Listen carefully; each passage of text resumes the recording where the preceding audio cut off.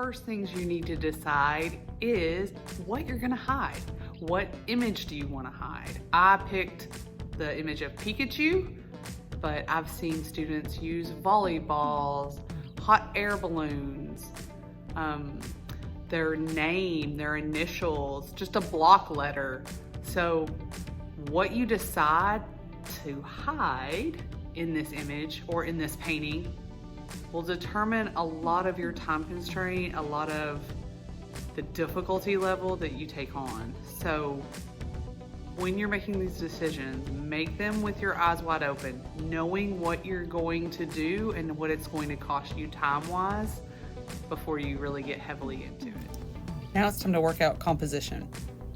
As always, you need to start with just some thumbnails.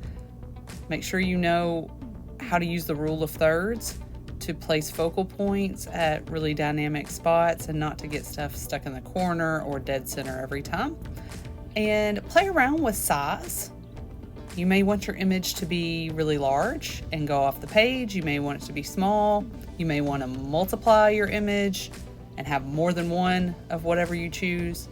I'm going to end up with my Pikachu kind of on the left at a slight diagonal, but sometimes you don't know what you're going to like until you try it out, just like trying on clothes. It doesn't take long, but you usually know instantly what you want and what's going to work for you. So doing these thumbnails may seem like an extra step, but honestly, it's going to save me a lot of time, because if I were doing this on a canvas and erasing and redrawing, it would take a lot longer. No hesitation, just draw a line through it, almost like you would just cut a pizza, just slice it up.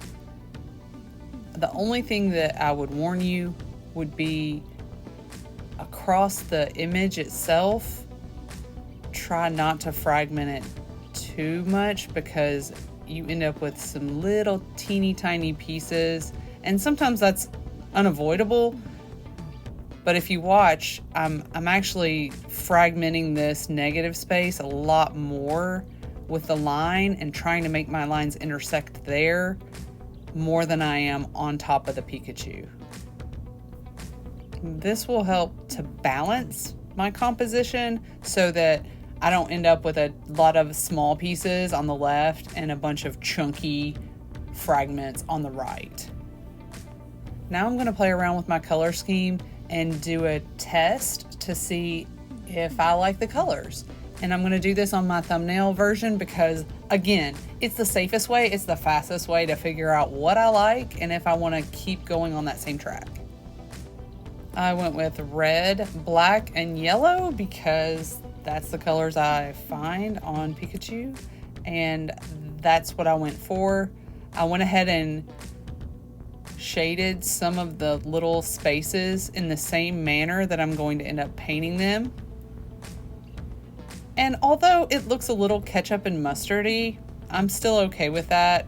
I was happy with how it looked when I added contrast in these areas. So that's what I would suggest, is doing a handful of these little pieces and fading them from one color to another, from dark to light, as many times and as many different directions as you can. Okay, I liked that plenty, so now I'm going to sketch out my Pikachu on my canvas and really polish it up, get it drawn correctly. Unlike my preliminary sketches, which were just kind of Pikachu placeholders, not really that refined. Draw about 15 to 20 lines. Again, if you're a beginner and you don't want to spend as much time, you need to do fewer lines. I'm attempting to slice it up so much that I could not put 2 quarters in the same space. Lining my palette saver with press and seal helps clean up so much. I think it's one of my necessities of my painting class, along with these palette savers from Masterson. They work very well when you're having to clean up every day. You don't have time to wash off a palette every single day. So we try to use what we have and keep it good even over the weekends. You can put a wet paper towel in with it and it will keep your paint good all weekend. I'm gonna add a little drying retardant to this paint so that it doesn't dry up on me too quickly. Now it's time to tape our first space. If you look closely, you'll see that I'm placing the tape just outside of my graphite line. I'm doing that on purpose because I want to tape around the perimeter of my space, and then I want to erase the graphite, and then I want to paint. So if I cover up my graphite, I can't erase it. So I want it just barely on that edge. In the same way, a surgeon only works on one area at a time and covers up all the rest, that's how we're going to approach this painting. So I'm prepping this one space. I'm erasing the line because my tape is holding the perimeter. And once that's done, I'm ready to paint. And this is the direction I'm going to paint in. Back and forth, my handle leads the bristles, and I'm going to try to keep a vertical hold on my brush. If you're new to painting, do a few practice strokes without paint on your brush just to get the motion of what you're going to be doing down pat first.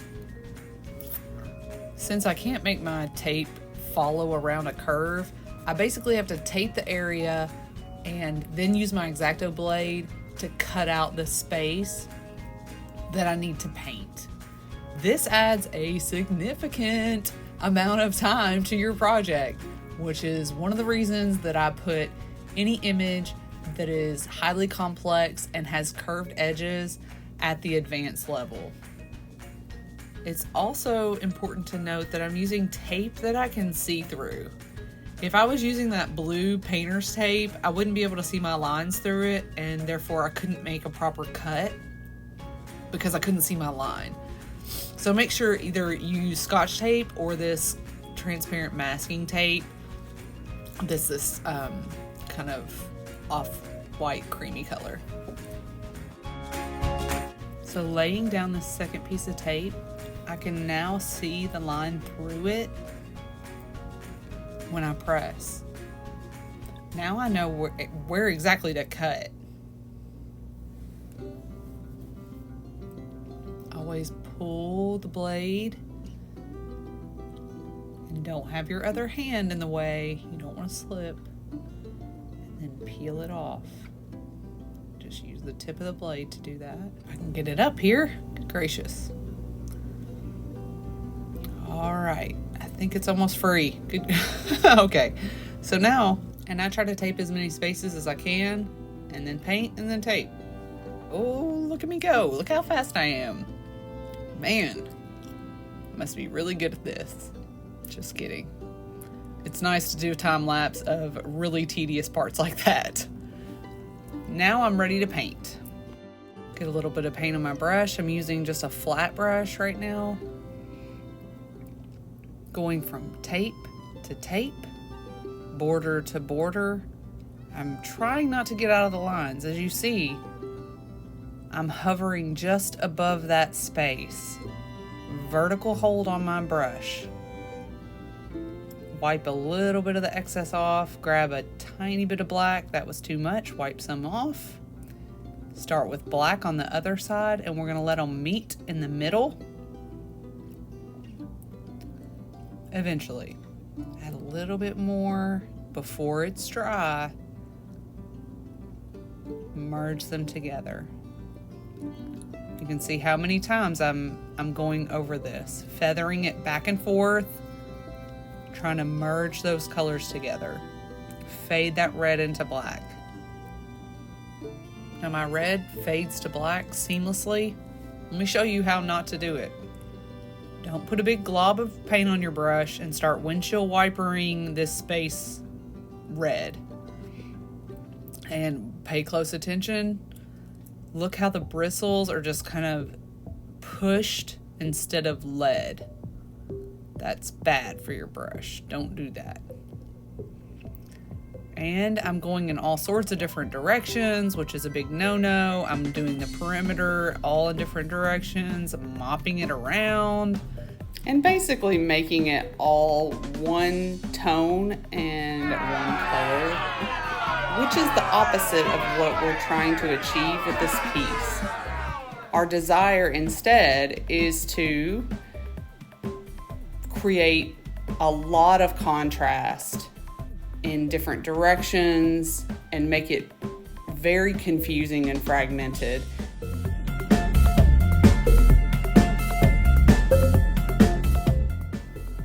Now let's do it the right way. Again, start with one color on one end, and I try to make the shortest distance. So you can tell that I'm going from the top tape to the bottom tape and not more horizontal because that's too long of a stretch. And I'm just fanning or feathering my brush. And I want these colors to meet in the middle, overlap in the middle, which means getting the appropriate amount of paint on your brush is really important, because if you have so much that it gets you to the end of the shape,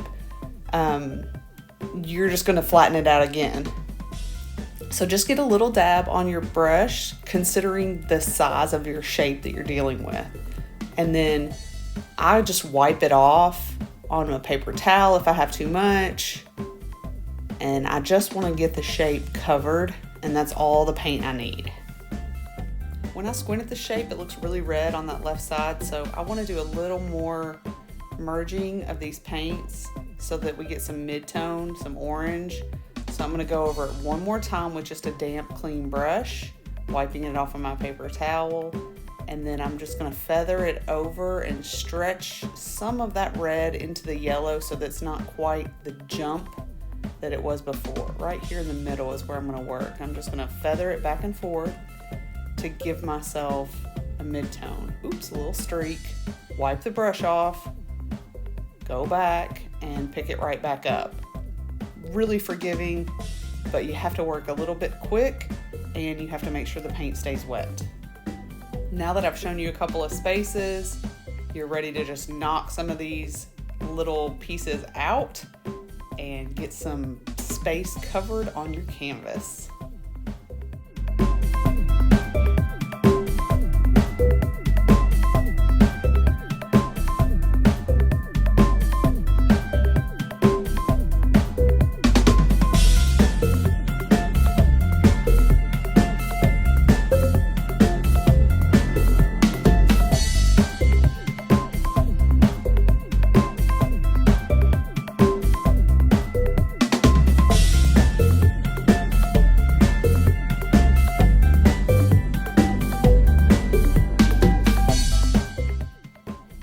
Try to save this piece and make the contrast work, but it didn't.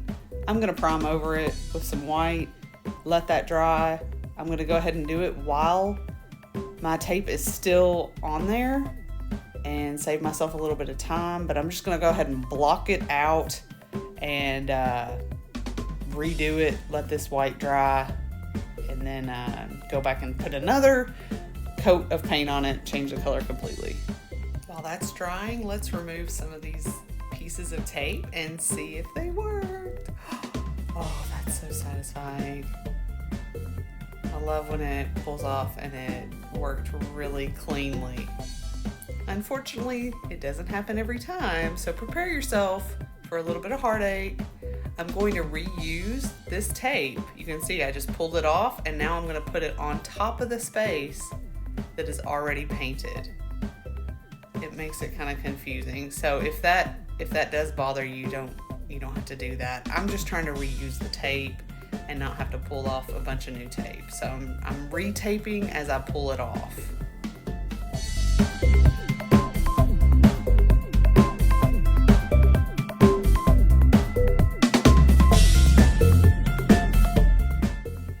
Let's pull it off of this area where I cut out a piece for his little paw.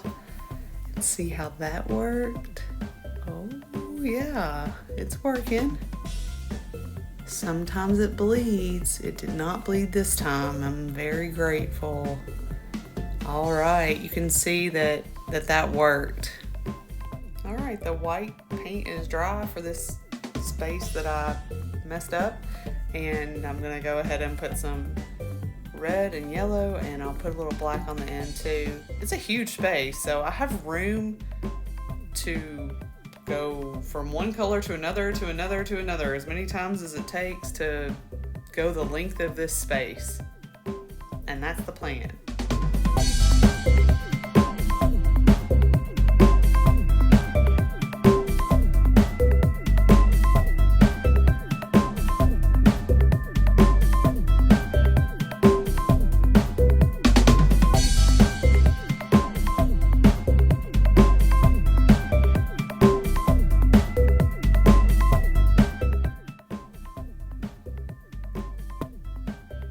Alright, here's the problem I was talking about. Look at this bleeding underneath the tape. So something happened here, and I have my suspicion that all the layers that I did on that area made that bleed. So if you don't get your tape attached to the canvas really well, if you don't press it down and erase it, also another reason it bleeds, maybe you didn't get your brush dry enough after you rinse it. If you dip it directly into paint, sometimes it waters down the paint, and the watered down paint seeps underneath that tape a lot easier than just a regular paint will, because it has a thicker body to it normally, but with that added water, it just seeps under there. So watch out for that. Now I'm going to show you a cause of another problem. See this tape? I'm going to put it over the yellow, but I'm going to even extend it further than that. I'm not going to let any of that yellow show, because this is a problem that comes up every single year. I have students who deal with white gaps in between their spaces because they ignored specific instruction to let that paint overlap slightly so that we avoid that white gap. So I'm going to go ahead and paint this piece, reveal what causes those gaps so that you guys can avoid that and not have the heartache of having to redo that space like I'm about to do. But I'm going to show you how not to tape that. Okay, here's what can happen when you don't overlap your paint. When you tape it too far, see this little sliver of a gap between the yellow and the black? That's a tough mistake. It can be fixed, but I'm going to show you how to fix it. The easiest way is to prevent it. So when you're laying down the tape, make sure a tiny little sliver, a little hair of the color that you're taping over is still showing so that those colors overlap. When I lay my tape down, I'm going to let that yellow show slightly. Now I'm just going to tape the rest of my shape up because I'm basically just going to redo it. And I want to make that edge right here, I want to make that black. Fill in that gap so that there's no little white space anymore. And here we go. Let's see if we fix it. Pull the tape off. Is there a gap? No, there's no gap. So we fixed it.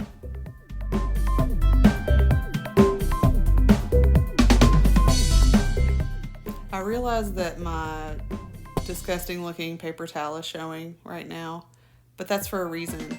I want you to know that in order to keep more paint out of the water system, I try to wipe my brush off on a paper towel instead of flushing all that extra paint into my water. So I'm trying my best to be a good steward of the planet and take care of things just on a really small level, but hey, if it helps out a few people and helps there be less acrylic paint in the water, then that benefits everyone.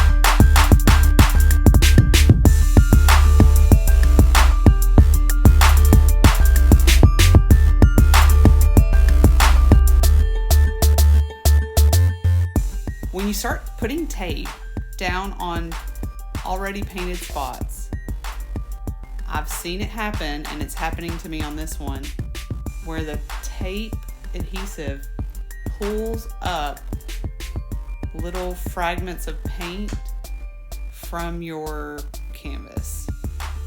Sometimes it's worse, and sometimes it doesn't happen at all. But if it happens to you, like it has to me, I got out my hair dryer and I slowly warm up that adhesive with the hair dryer and just slowly pull the tape up, and it just lifts up a lot more easily because that adhesive gets melted.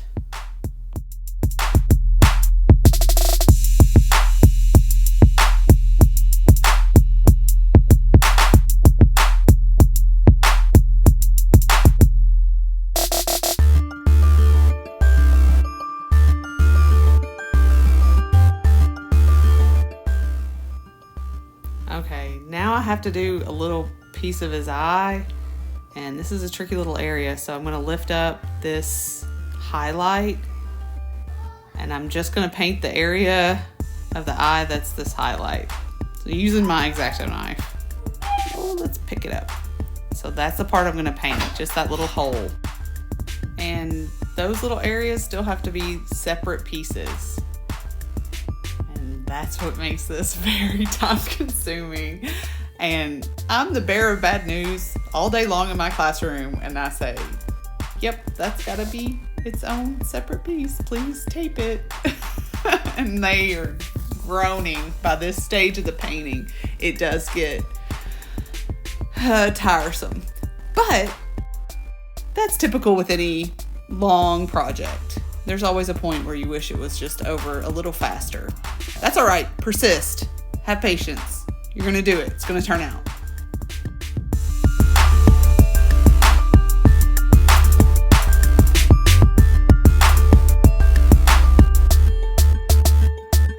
If the tape is still pulling paint off, there's another thing you can do. You can bounce the adhesive side against your clothing, and you can see the top one has some clothing fibers. The bottom one I haven't bounced against my clothing or stuck it to my clothing. Use the tape like it's a lint roller, and it'll pick up some of those fibers and make the adhesive weak. So it will still keep it from bleeding, but it will have less of a hold on your painted spaces. So try that, just like kind of tape it. I'm using my apron and I'm just lifting it up and I get some fibers on it. Just do that a few times and it'll help lessen that grip.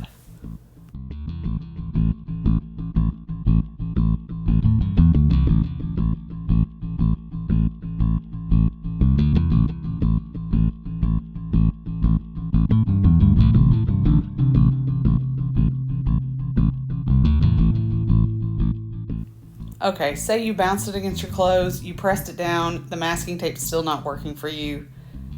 Grab your scotch tape. You can see that that's what I'm using here. It is transparent scotch tape. I'm going to tape off this section and show you that it works also.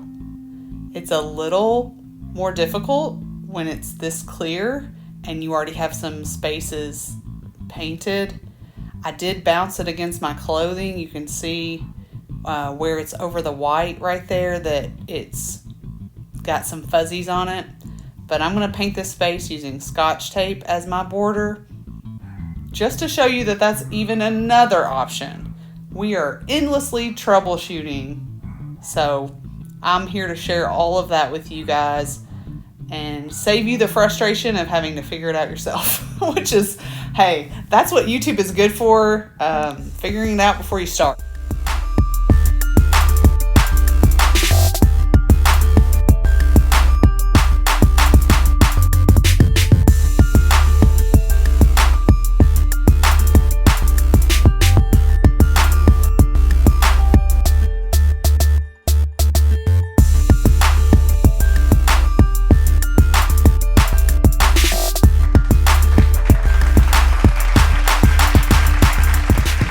just like that, a mere, 25 hours later, we are already done. It only took that long. So let's clean up our palette. And the press and seal makes this very easy. We used to just rinse our palettes off and not use this, which again, that just pours it down the drain. So all this goes in the trash and not in the water. And now all I have to do is put down new press and seal for my next project and I'm ready to go.